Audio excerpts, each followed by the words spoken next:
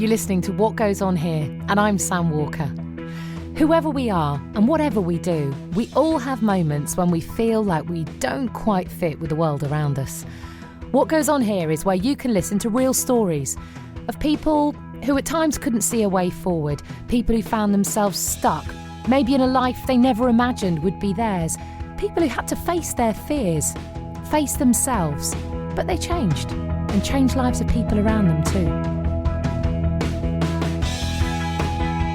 This is Season 2, Episode 3, Kevin. Kevin Shird's an author. He's also a writer, a speaker, and co-founder of the Do Right Foundation, which aims to educate and empower young people. It's hard to get a kid to listen to you, especially kids that have been disappointed most of their lives. So when they hear stuff, they might not take it all in. But if you show them, you have a better chance of being successful. He's also an ex-drug dealer and a violent criminal who served more than 12 years in prison. I'm dealing poison in the streets. I'm dealing a substance that's highly addictive, and it's causing people to commit crime. So it's causing people to go out and steal. It's causing people to go out and rob and take things from their family just to get the money or the funds. Despite a horrendous upbringing on the violent streets of Baltimore, which inspired the hit drama The Wire, Kevin asserts it was choice, not necessity, that kept him returning to crime. Along that whole journey, I could have done something different every single time. I didn't have to do any of that. Like, I never had to do any. I could have walked away, but I decided not to. When you've spent your whole life making bad decisions, how do you start making the right ones? How do you forgive yourself for the mistakes that you've made? And that's what set me free. Because prior to that, I was mad with the world. And I continued to make bad decisions and bad choices based on my false belief that I've been wronged by the world. How old were you when you first saw a crime being committed? A crime or a violent crime? Because I think I probably saw a crime being committed, probably like 15 years old. Yeah. 14 maybe. I saw my first murder being committed when I was about close to 17 years old in a club in Baltimore. A guy the music was playing and it was in the dark and people were enjoying the night. And so it was a friend of mine. We were tall kids. So we could sneak into these clubs. We played basketball, so we could sneak into these clubs. And we got into the club, and we had done it probably about 4 or 5 times up until this point. And in the middle of the night and in the dark, a guy shot a guy in the chest. And we ran, and everybody, it was a stampede, and people were terrified, and people were running. And we ended up running past the dead body, and I remember looking down and seeing literally a hole in this guy's chest. And I was only a young teenager at that time, and that was the beginning of just seeing a lot of crazy stuff in my life. A lot of people, having witnessed something as horrific as that at such a vulnerable age, 16-year-old boy, would go, "Oh, that is a life I want nothing to do with ever again." But it wasn't for you. As you said, it was the start of being ensconced in that life for you. It was, and that was the beginning. And it was like we created this, we built up this kind of, I call it wearing the mask. So when you see the pain and it starts to not bother you, you become numb to it over a period of time, and you become more numb. And after a while, you don't even feel it anymore. And I think that's kind of what happened to me in the streets. I just saw so much stuff, and I just became numb. It's almost like a soldier on the battlefield. Like you're going to see a lot of ugly stuff, but you can't stop. You got to keep going forward. And so you just block it out. So it wasn't that the life really attracted you. It wasn't that you thought, hey, look at these drug dealers, look at these gangsters. I'd love to be part of that world. It wasn't that yearning to be part. It was more you couldn't see any other way to go. Right. So we grew up in poverty. I grew up in a tough, situation, substance abusing father, poverty. And so I was more attracted to the money. not the other stuff. But I didn't realize that the other stuff came along with the package. Like, it's a package deal. You get them both. You get the money and you get all the craziness all together. And so I started, realizing that, okay, so, I'm enjoying the money, but I'll take the crazy stuff. I prefer not to have it, but I'll take it. But then it just got more and more and more and more unbearable. And, it just, like I said, you become numb after a while. In all of this, what was crazy is that at 18 years old, you did try and leave the world that you'd just entered. You tried to become a cop. Right. And I was that, and so many people just don't know about that story. But yeah, I tried to go join the Baltimore police force. And as you read in the book, I got rejected. But that was an opportunity for me to be saved right there. Yeah. I kind of slipped through the fingers of authorities at that time, and I just ended up back into this crazy world. And that was around the time that I first was introduced to dealing heroin. And that was a little after that. I saw this. I went into this crazy world of just the peak of the heroin trade in Baltimore City. I mean, the book, your book, Lessons of Redemption. I mean, it's a visceral read. The things that you witnessed, overdoses that you saw, and actually, I guess, caused, because when you started out in the heroin trade, you were right. selling. You didn't know what you were doing, and it seems, trying to kind of talk about it, you're like, I didn't know what I was doing, so I cut it up all wrong, and people came to you because you were selling pure heroin, which no one else on the streets was, and you kind of stumbled into becoming the most desirable dealer there. That's a crazy story. Yeah. I had no idea what heroin was. And me and this guy, we packaged it and we started selling it, and it almost killed some people. And that's what I mean about how crazy, and that's what young people have to understand, how crazy that world is. Because we started selling it and almost killed somebody. Instead of people running away from it, more people ran towards it, which is another bizarre part of that entire world.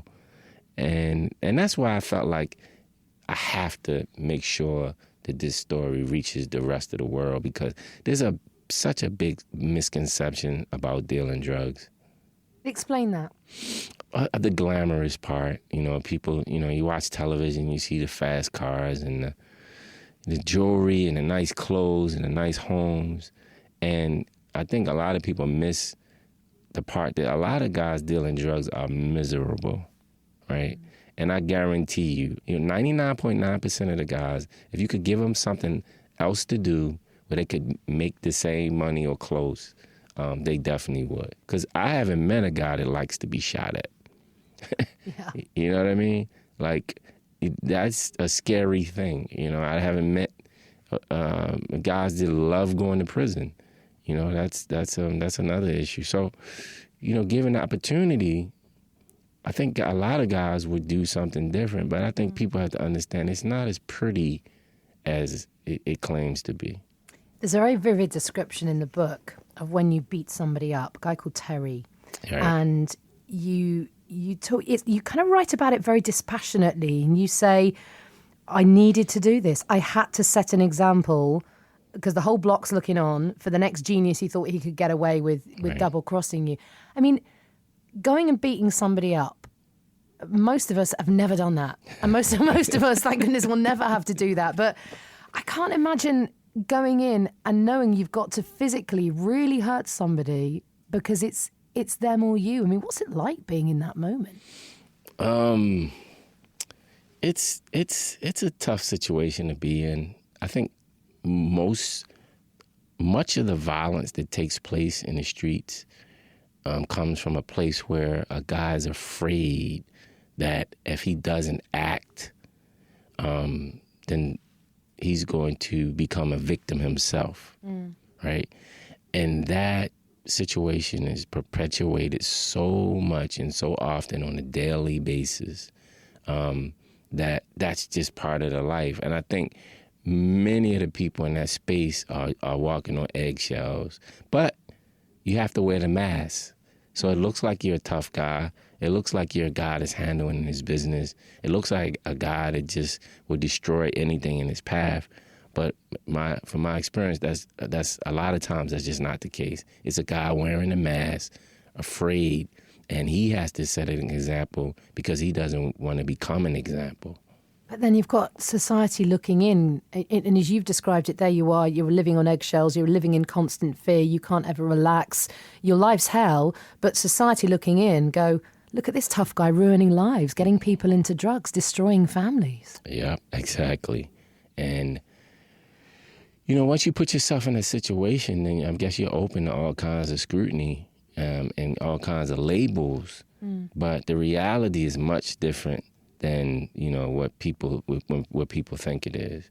And I've seen so many guys meet their demise because they're trying to live up to that standard or live or just survive in that space. Like I've seen so many guys killed or gone to prison for life, you know, because they had to, you know, they went and killed the guy because they were afraid that the guy was going to kill them first. And like I said, that whole world is just a bizarre, like, place to be in. How did your mother react to this choice you made about the way you lived your life? Because, I mean, you were church-going, your mother worked really hard to keep you from literally starving. Sometimes food wasn't around. I mean, water was shut off in the house all the time. She couldn't pay the bill. She raised you to be a good person. How did she deal with the fact you'd gone down this road? Oh, she definitely wasn't happy. But by 16, 17 years old, my father was gone. I had two other sisters and one other brother, so it was four of us.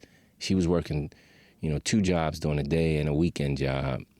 So a young, strong-willed kid, determined to do something, it was just hard for her to keep, track of me. And my mind was already made up that I was going to do, you know, what I wanted to do, and I was going to find out the hard way. And I always think about, you know, where the kid that's raised in a single parent household, that other parent plays a much bigger role than a lot of people may even realize, because just being around isn't a deterrent from the kid doing something crazy or doing something foolish. And so if my father was around, I think it would have had an impact. But he wasn't, and I gravitated towards the streets, and the streets became family, and which is never a good thing. You saw firsthand during this time what crime did to people around you. Obviously, as you said, you saw the murders, the beatings up, the stabbings, the overdosing. And yet when your girlfriend was mugged, your pregnant girlfriend, you were devastated. And you said, you know, to see someone you love in distress because of the impact of crime was unbearable. I mean, there's a great irony in that, isn't there? You're out destroying people's lives, and yet when it happens to you, did a light go on at that point? Did you realize? No, you know what? The light didn't go on because I couldn't put all the pieces together at that age and at that time. The light didn't go on until later on.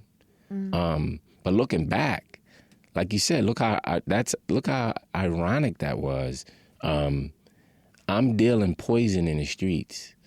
I'm dealing a substance that's highly addictive, and it's causing people to commit crime. So it's causing people to go out and steal. It's causing people to go out and rob and take things from their family just to get the money or the funds to get the drugs.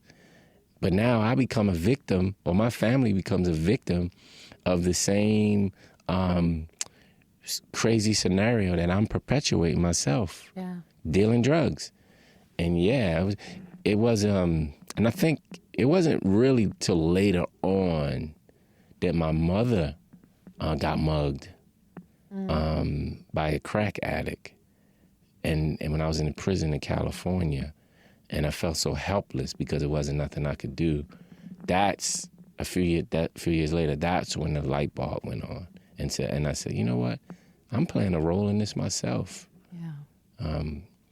And that's the other part that I just think the world has to understand about this whole business of drugs. It's a cycle of destruction. I want to get on to then the beginning of the change in your life. Your past eventually caught up with you, and you'd been living on the edge for, a decade. You'd started to try and go legit. You'd actually, and a lot of people might be really surprised having learned about what you'd just been through, you decided to become a florist, Kevin. Of course you did. You signed up for floristry. But there was so much evidence against you for the past that despite the fact, you were killer at arranging a bouquet, the cops came for you. You decided to plead guilty.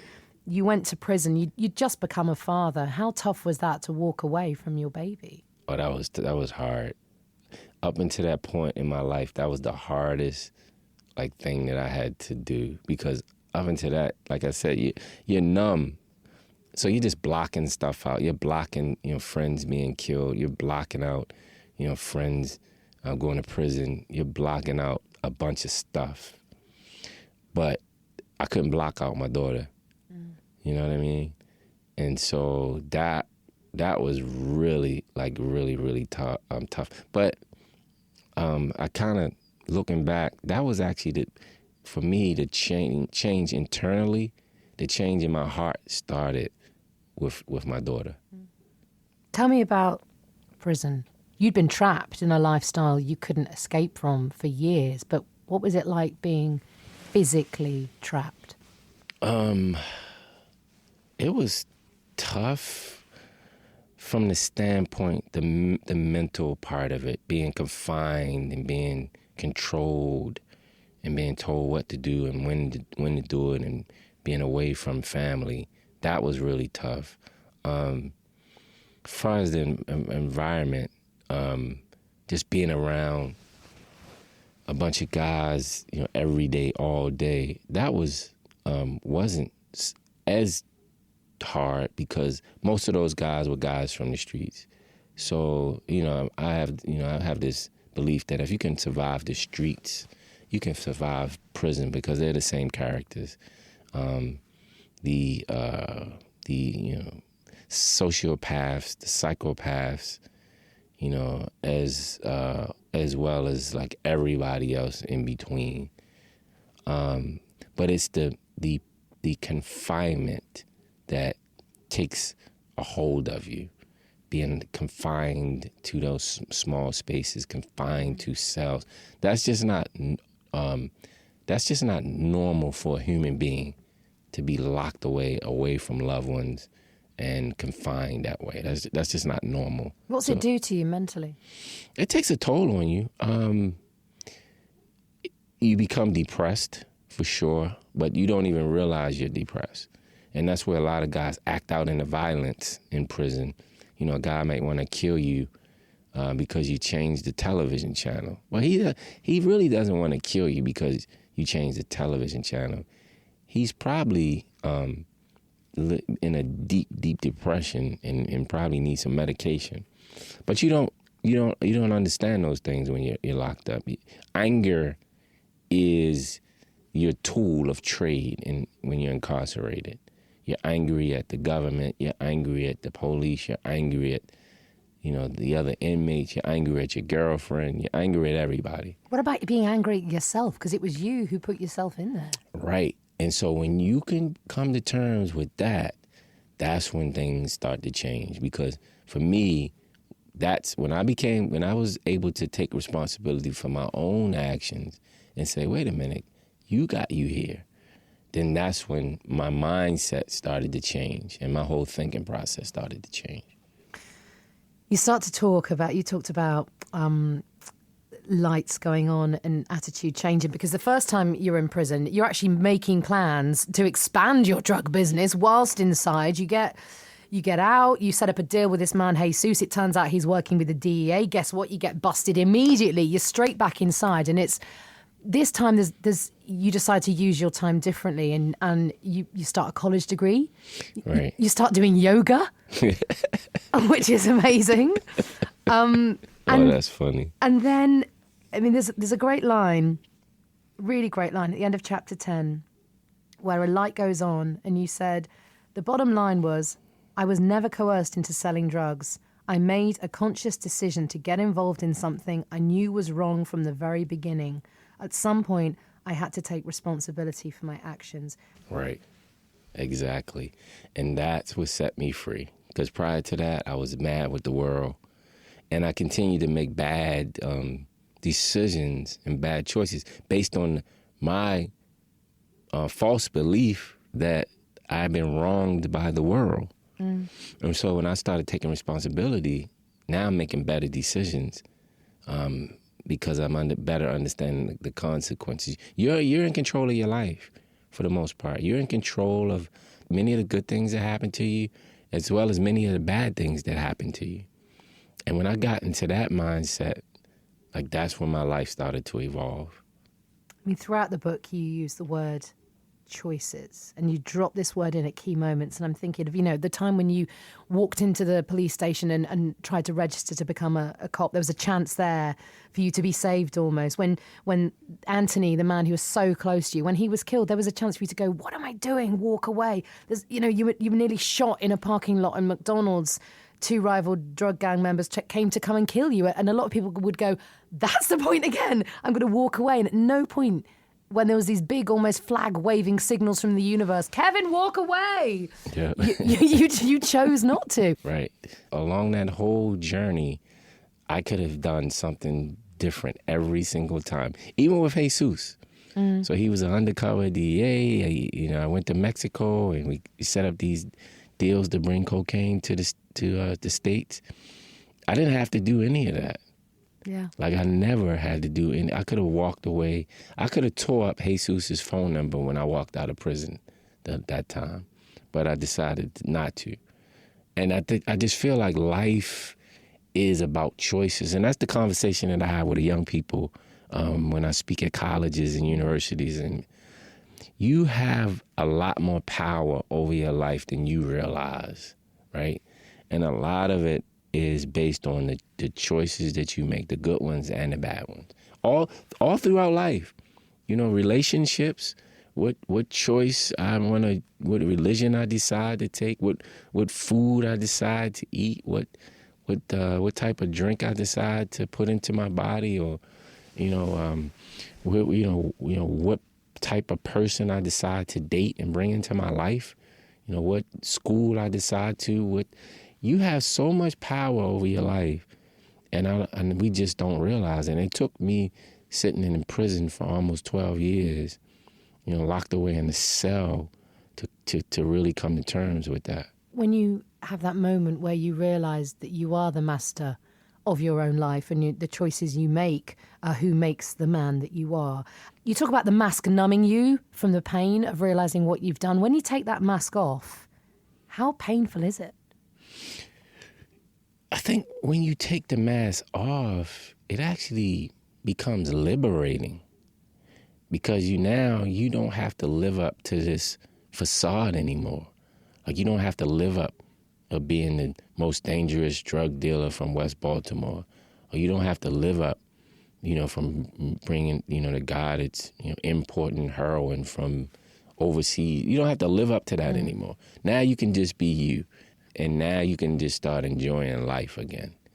It's crazy because even today I'll run into people I knew from those years, and they'll spend a little time around me, and some of them will say, "You're not the same guy you used to be," and some of them will hate being around me because Really? I'm definitely not the guy that I used to be. Yeah. It's crazy. Are the moments when you were going through this process, though, that you saw the enormity of the choices that you had made in your past? And there was one line you talked about the fact that, you didn't get married, you didn't get a regular job, and it's almost like you couldn't believe you'd let these pass you by. Right. You look back and you're like, wow, I actually did that.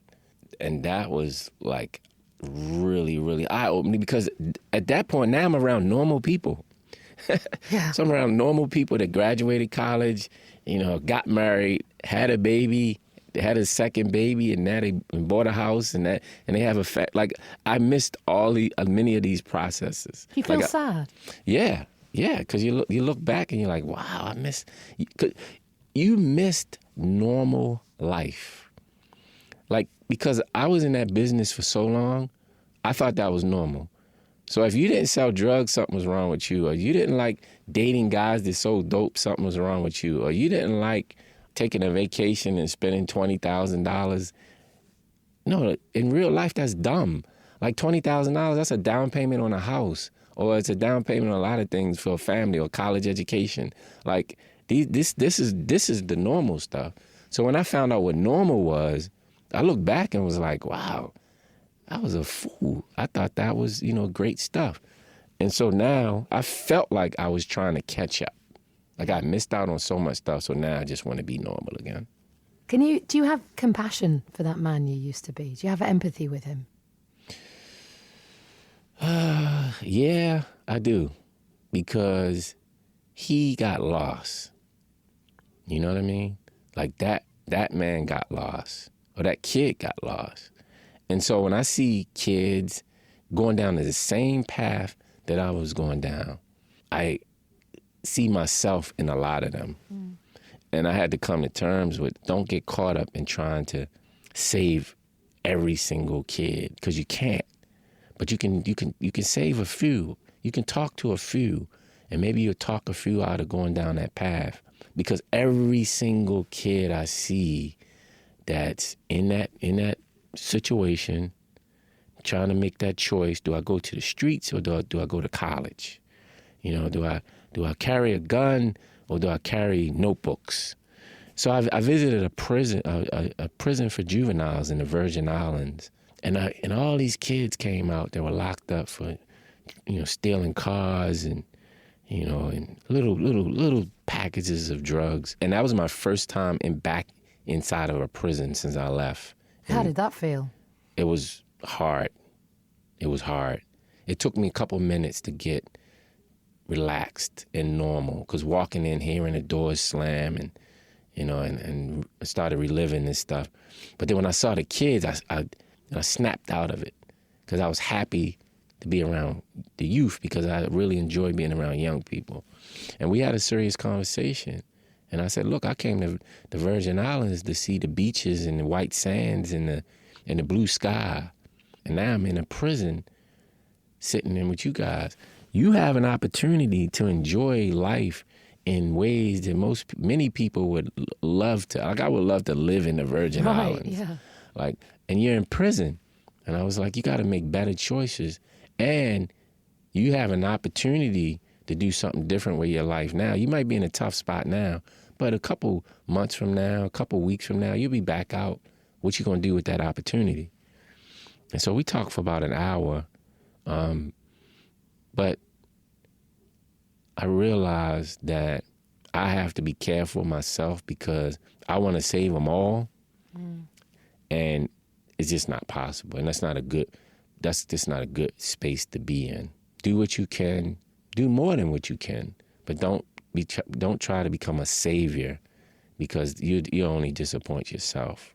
If you had met you when you were 18 years old, do you think your life would have changed? Would you have listened to that advice about choices? I'm not sure, because I was so strong-headed at the time. I thought I knew it all. So I might not have listened, right? But if I had somebody to show me, that might be different. And that's what we got to understand about these kids.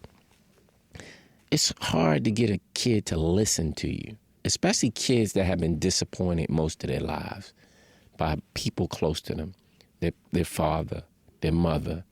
They've been disappointed their entire lives. So when they hear stuff, they might not take it all in. But if you show them, you have a better chance of being successful. And so now for me, I try to live in a way that is a person of remorse, a person of redemption, a person sorry for the past, but also a person that wants to do good in the world. I'll show you, not talk about it, because they've been disappointed so much. So if someone came along and actually grabbed me and said, "Come on, kid, I'm gonna show you, another way," I think I might have taken it. It's that difficulty, isn't it? How do you get a young person to plan for the future when they don't think they have a future? Right. And so in Baltimore, not just in Baltimore, but they're young people all across the United States, probably all over the world. They don't see a future for themselves. Their friend, next to them, he just got shot, or he just went to prison, or he just failed, or he's not successful. So they don't see a way out. And so I call it the I'm next syndrome, because I remember going through the I'm next syndrome. So at 22, 23 years old, I wasn't living for 33 or 43 or 53.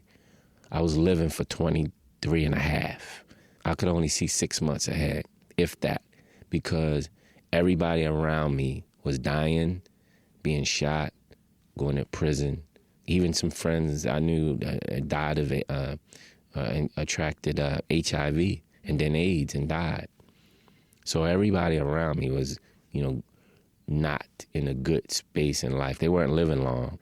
So they're not just feeling like they don't have a future. It's actually happening in front of their very eyes. And that's a part that we got to work hard to change throughout all society. We all make mistakes. Every single person listening to this, we all make mistakes. All of us, we fail. But the stories we tell ourselves about the person that we are often the hardest ones to shake off. How do you do that?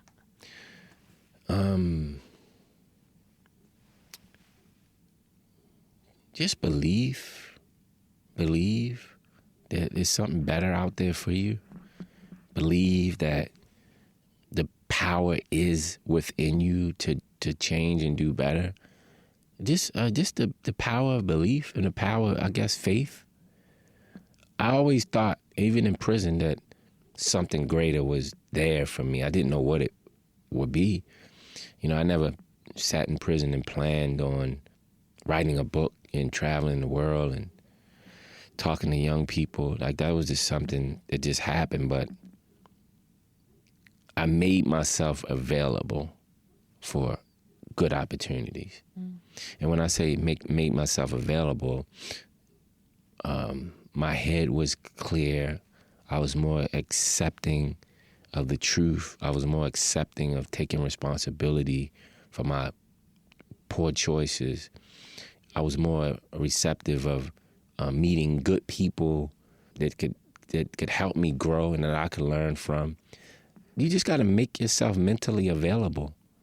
And when you make yourself mentally available, good things happen.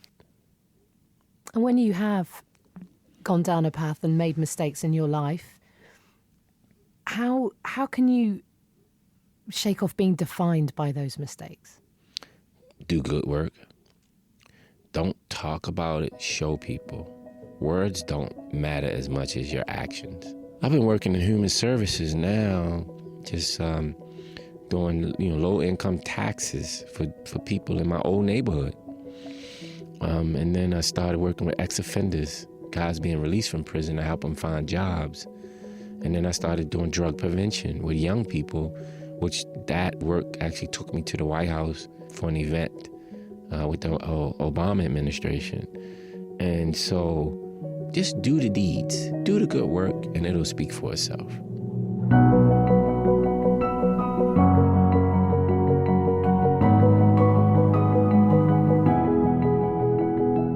Kevin Shird was talking to me, Sam Walker. You've been listening to What Goes On Here. Coming up next on Season 2, Episode 4, Jacko. I was just in the best place in my life, really. And all of a sudden, it literally goes from the one day you're on top of the world and you're doing a job you love to the next day where you can't even feed yourself. I was 23. I got blown up on my birthday.